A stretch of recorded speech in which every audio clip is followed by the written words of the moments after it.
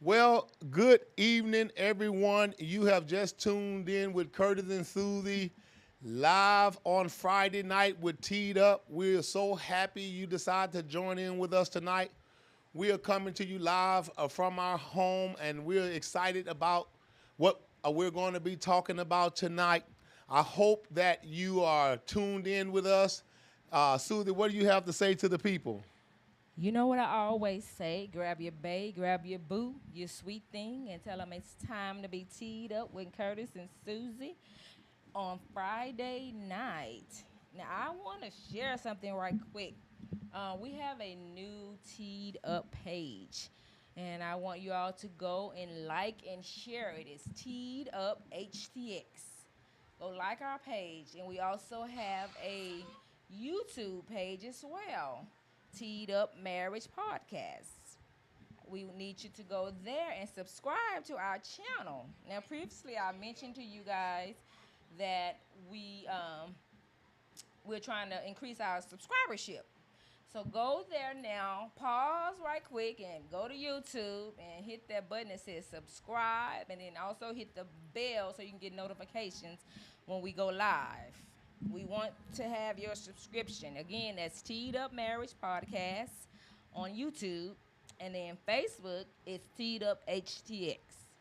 Well, listen, we have a very interesting topic that we're going to be sharing here on tonight. We're so glad to have you guys tune in with us. Now, listen, we want to, like Susie said, we certainly want to boost our subscribership so that we can begin to have more time on the air and we're able to reach multiple homes. Listen, we're excited about what's happening here. We're a Christian-based uh, t- uh, podcast, and we want those of you that are listening to us to come on and be a part of what we're doing. Not only are we a Bible based, but we want to also help strengthen you in your families and in your relationship. We are kingdom minded, and so we want to share with you from a biblical perspective as well as an experimental perspective on relationships. I'll tell you that the culture that we're living in, Susie, is changing what what God intentions was for family, and because we have The fake, so the fake. We're living in a fake culture, uh, as Dr. Evans so clearly put it. absolutely, we're living in a culture where people That's don't right. value uh, families And and that, traditional and families, and so what we want to do, they're we trying to live up to society, what they see on social media platforms, which is we know that's fake because when you go post something, you're trying to post your best picture or whatever it is you want to put your best foot forward. And a lot of the people on there are celebrities, and they're trying to get their live numbers up. like the celebrities, and so we're just in a fake culture right now. Absolutely. And so, what we want to do, we want to certainly try to strengthen what remain in the family. Uh, we want to help strengthen your relationship from, again, from the Bible perspective and also from our experience. Like I said once before, Susan and I, we've been married for 34 years. This is working on our 35th year. And so Hmm. we're so excited about what God has been able to maintain in our relationship. And therefore, we want to pass on what God has done in our relationship to help strengthen yours and your family. It's critically important, Susie, I believe, that we stand firm on uh, the traditional family and the values of God's word to strengthen our families, because you got to remember this right here. Marriage and the family is God's idea. And so, because it's God's idea, who better for us to get an instruction from than from God Himself through His Word? So, listen, we want to certainly encourage those of you that are listening to us on tonight. We want to encourage you and in your marriage and in your family to stay the course and don't let the culture transition you from what you know to be right. All right. So tonight, again, I'm gonna push. I want y'all to go to our YouTube page, honey. We need to get everyone to subscribe so we can be able to Absolutely. go live from our mobile phones and like on the spot. But you have to have a certain amount of subscribers. So we have a new page. So we are soliciting your subscribership. Go to Absolutely. YouTube. Absolutely. Now listen, now I know you guys love to follow the celebrities and follow all of the latest trends and customs and tradition. Well, don't you know that I believe that Jesus would, if he was to come back, he would get us for copyright infringements because Jesus was the one who said to his disciples, "Follow me." So why are you following everyone else when Jesus already asked you to follow him? So, you know, I think that's a very catchy thought there. So I want you to do us a favor because we're the children of the Most High God. We want you to follow us, and we're going to share with you some very good nuggets that's going to help strengthen your marriage and your relationship in every capacity. Now I know on my TikTok page and I think Instagram and Facebook, I shared a video talking about when the guys are asking the ladies what you bringing to the table. That's a trend A or trendy something that's going on catchphrase, now yeah. that these guys are asking the women. So I shared a video addressing that.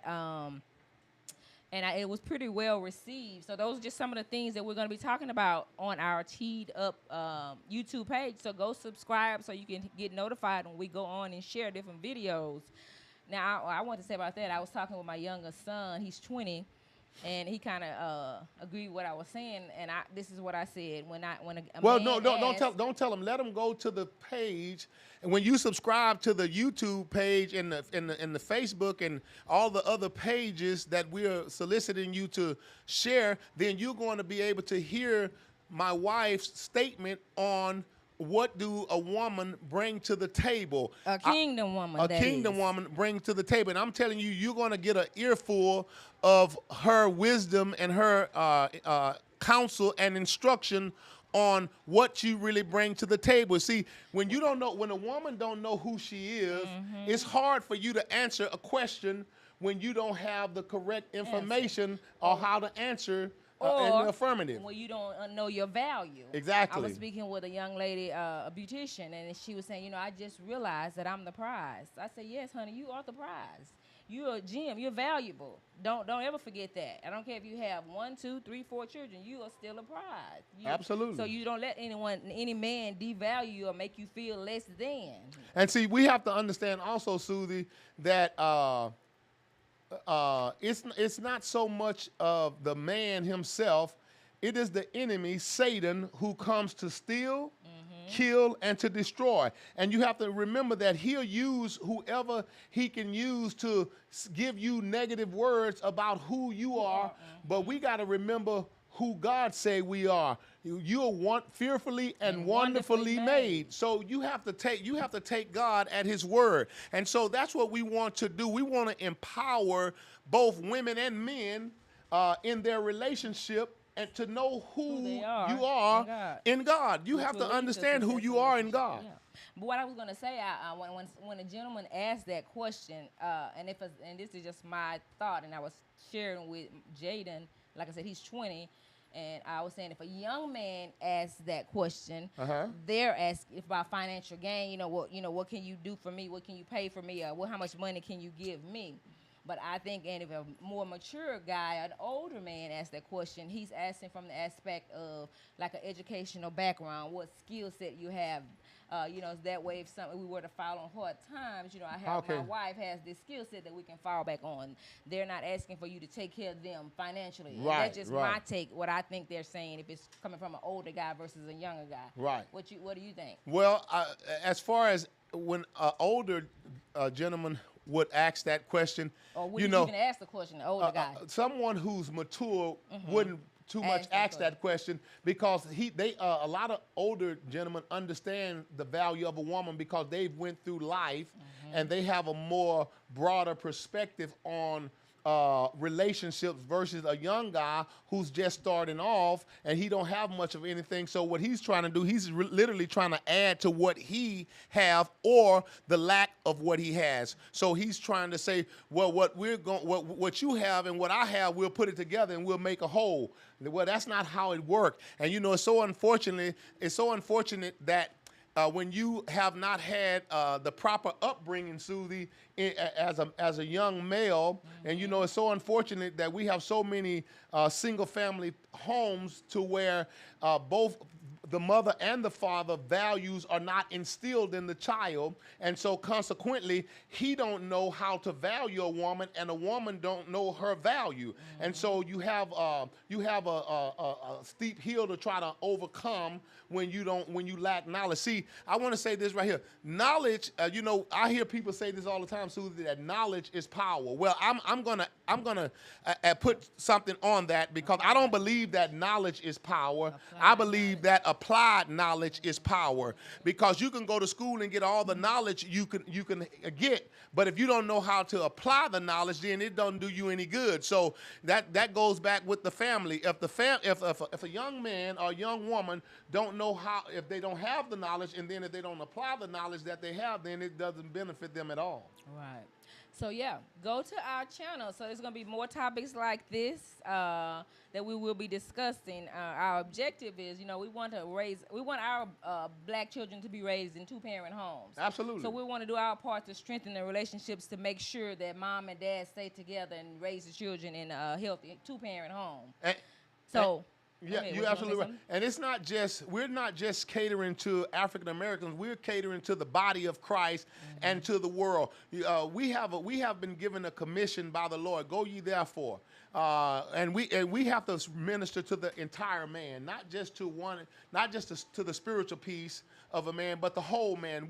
We're concerned about body, soul, and spirit. That's what the Bible says. Paul talks about body, soul, and spirit. So we want to certainly try to minister to every aspect of your life. So we want you to come on and be a part of what God is doing here in Image Ministry with our T.D.D.U.P marriage podcast. We want to certainly pour into you the wisdom of God. Correct. So again, before we're going to just be on here a few minutes because we have an in-house session tonight. But again, I wanted to solicit you to go to our YouTube page and subscribe and hit that notification bell button. And that, again, that's T.D.D.U.P marriage podcast. And then we also have a T.D.D.U.P HTX. On Facebook, we have T.D.D.U.P HTX as well. That's something new. So we want you to go there and share and like our page and subscribe to our YouTube channel. That way you'll be notified when we go live on YouTube. So tonight, we're going to talk about money languages. Now, I know we've all heard of the different love languages, but there's also a thing called money languages. And statistics have shown that money is one of the main reasons for divorces. Further research also revealed that everyone don't view money the same. Mm-hmm. It's better when you and your spouse view money differently. So that's what we want to talk about tonight for a few minutes before we shut down for in-house. Well, can I read off these? I want to share with you just for a few moments here concerning what the Bible has to say about money. What does the Bible say about money? The Bible has so much to say about money. Listen at these few lines here. First, there are more than 2,350 verses concerning money in the Bible. When you talk about money, the Bible has a lot, Susie, to say about money. 2,350 verses? Yes. That's a lot. Also, Jesus had a lot to say about money. 15% of everything Jesus spoke about related to money. So money matters. Money matters in relationships. Money matters in your marriage. Money matters in the church. Money matters in the world. The Bible says that money answers all things. So now watch this right here. Also, 11 of the 40 parables that Jesus spoke about pertain to money. Money, money, money. It was about money. Watch this right here. Money and possessions are the second most referenced topic in the Bible.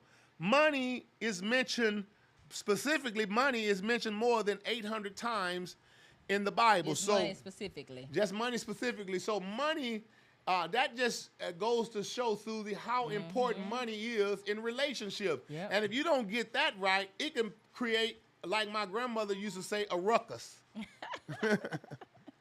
So again, yeah, we're gonna talk about money languages, and again, we all view money differently, and so we don't want to. We don't want to disrespect our spouse's financial perspective when it comes to the way they see money. And another thing you want to that you should never make a major financial purchase without your spouse knowing.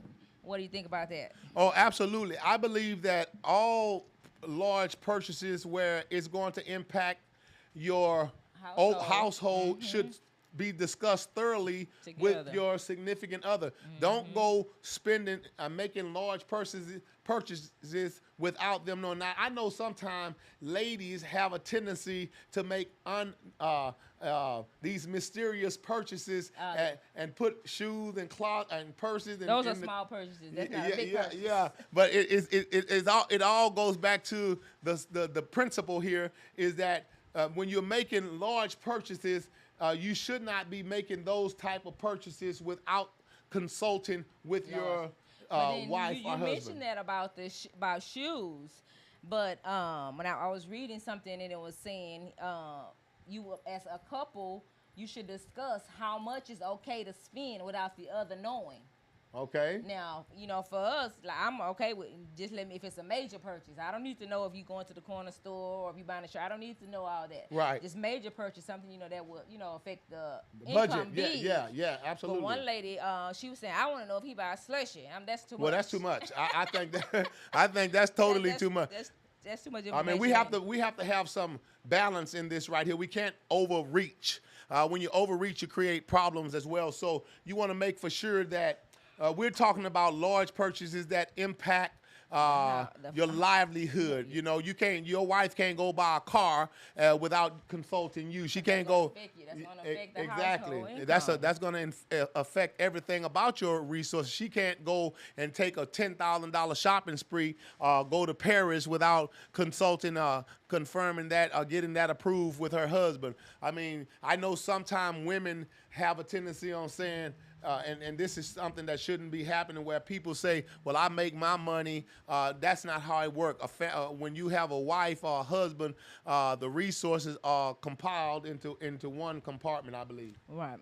So per the financial psychologist, there are 4 money languages: the driver, amiable, analytic, and expressive.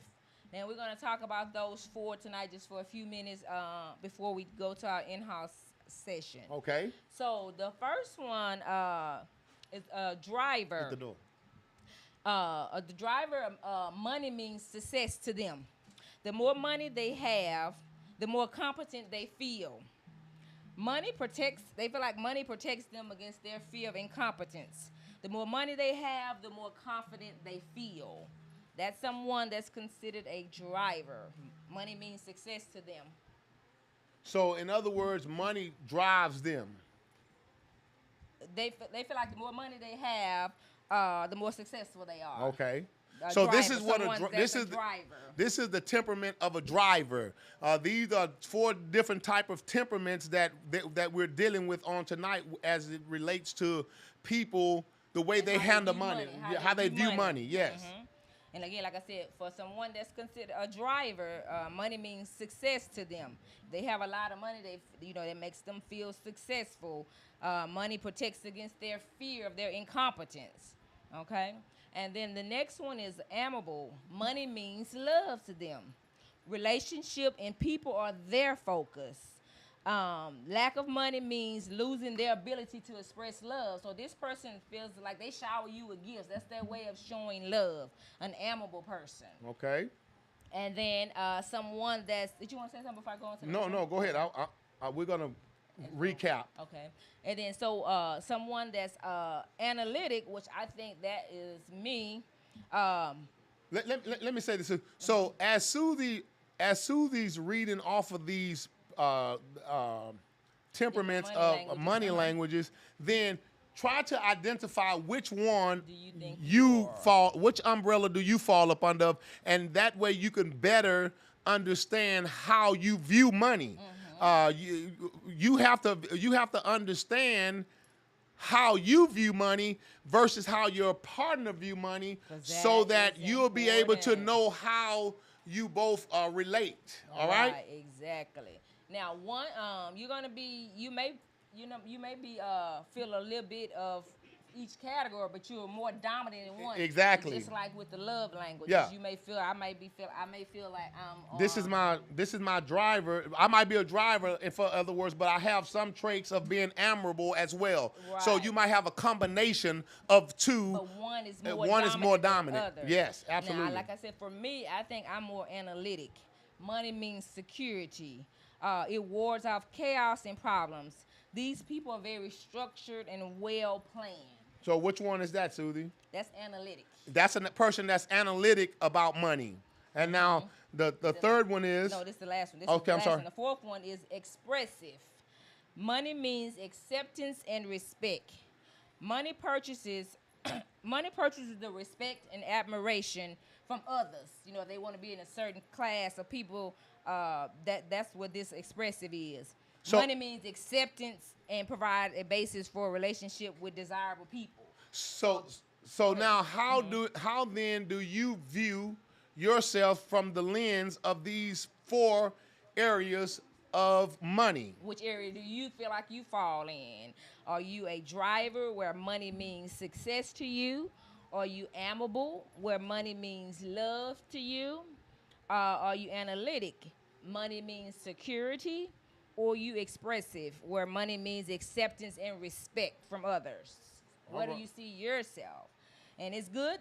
It's good to know how you view money, because you know when you're in a relationship, you don't view money the same, and you and your partner you don't, and again, both of you guys don't want to have the same view either. I don't think it's good. Yeah. So if you both have the same view, then that could be problematic. Right. Because That means you have the same weakness as well. exactly. So if you have the same view on money, then it's very possible that you might need counsel or someone to help you to understand to bring balance in your relationship, because it like Susan said, it could become problematic if you both view money from the same lens. So it's good to have objectiveness in money language, because it helps balance each other. And in one way or the other, it's not wrong. It's just how people View money. Absolutely. And we were all born this way. You view money a certain way. Absolutely. Or it could be your nature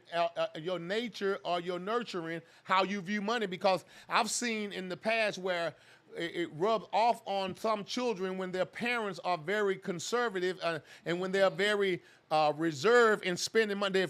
In other words, they're tight. I'm just gonna say some people are tight, and their kids see them act a certain way, and then consequently it begin to rub off on them, and they start to view money from the same lens. So that's another way. Then one party may want to save a lot, and the other party may want to spend a lot. Right. So that comes with that temperament in money language. Now, some of the weaknesses of each one of these money languages. let's talk about some of the weaknesses. About that. So if you for the driver, what are some of the highlights, Susie, of the driver weaknesses when it comes to money? Okay.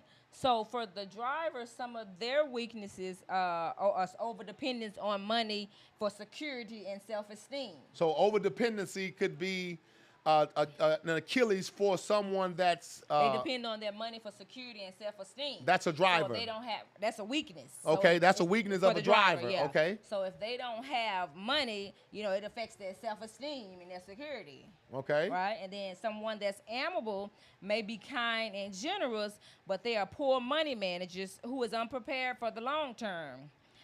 Very well liked because they give out gifts and stuff, so that everybody gonna like them. Right. But they're probably gonna be broke or have little money because they Okay. want to give it all away. So this is one of the weaknesses of someone who's admirable. Right, right. And then you have someone that's analytical. Some of their weakness, they're very well structured.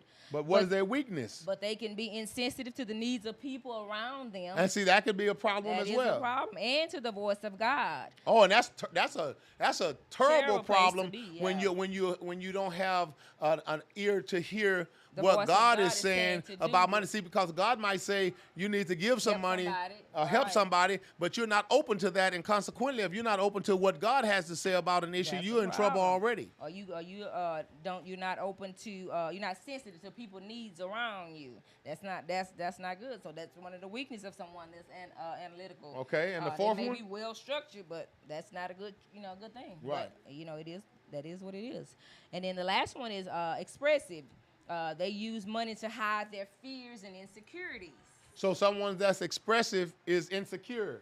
Yep, they use their money to hide it by wanting to be around people. They want to sort of buy their way in, buy love. I guess you can kind of say it, to hide their fears and insecurities. Okay. And then some of the ways that you show love, we're gonna stop there. Okay. Some of the ways that you show love with these different money languages. If you're someone that is a driver, you show love by saying, look at all the purchases I bought. Look, I bought you this, I bought you that. You show the things that you spent the money on. That's Right. the way you show love, by buying them things. Right. And then someone that's amiable, you're gonna give cash. You're gonna give cash gifts. Yeah. So everybody gonna love you because you're giving out cash. And then you have that analytical person. They show love. Their way of showing love is by saving. Right. They may give you a savings bond, which is good. Right. But some people won't want a savings bond because they understand the value of it. Yeah. But someone that's analytical, they like to save. So that's their way of showing love. And then the last one, the expressive, by spending and buying better things and name brand things. So that's how they show their love, by buying name brand things. So, I thought that was pretty interesting because, you have people that think like this. Right. We all don't think the same way. And it's important that you understand how you and your spouse think about money. Yeah. And that's a conversation you want to have a proactive conversation in the beginning on how you view money. Right. So money in relationships, beloved, money is very important. What we're trying to get you to see here on tonight is the importance of how money is used in families and in relationships. And how your partners see it. Yeah, because exactly. we're saying I love you, but it's just in different ways. Right. And if you don't understand, that could be a great source of tension in your relationship. So, we want to understand how they see money.